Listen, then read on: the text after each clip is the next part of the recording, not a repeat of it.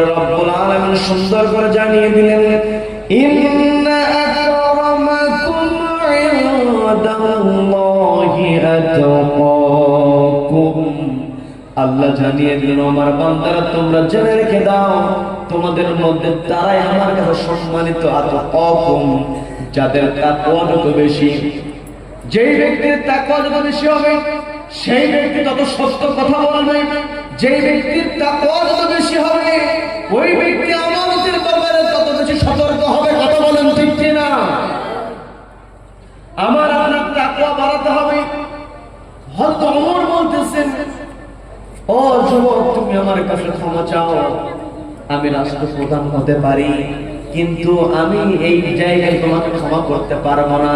এই দুই বালক যদি ক্ষমা করে তবেই তুমি ক্ষমা পাবে।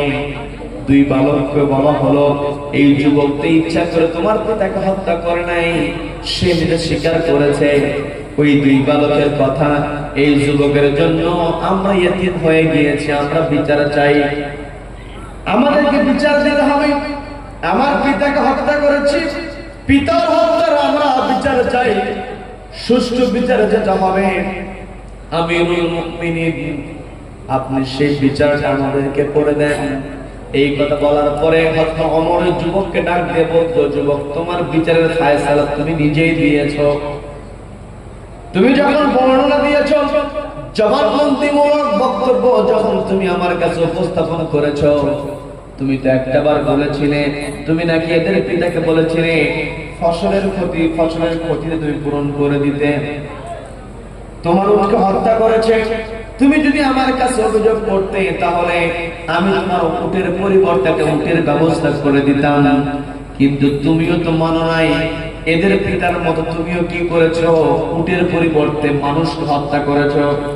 আর আমার রাষ্ট্রের মধ্যে কেউ যখন কাউকে হত্যা করে ফেলবে, আল্লাহর বিধানের আলোকে আমি তাকে মৃত্যুদণ্ড দিয়ে দেই।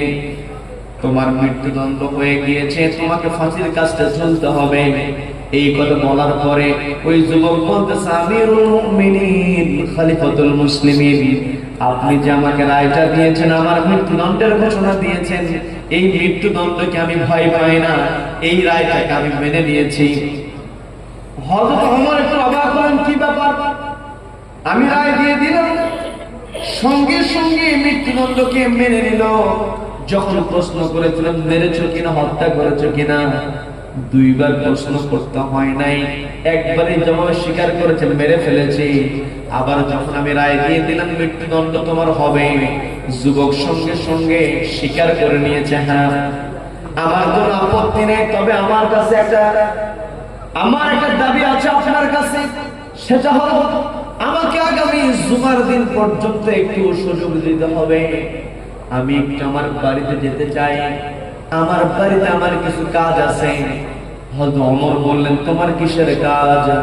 ওই যুবক জবাব দিয়ে বলতেছে, আমিরুল মুমিনিন, আমার পিতা যখন দুনিয়া থেকে বিদায় হয়ে গিয়েছেন, আমার পিতা বিদায় হওয়ার সময় কিছু সম্পদ আমার কাছে আমানত রেখে দিয়েছিলেন, যেটা ছিল আমার ছোট্ট দুই ভাইয়ের জন্য।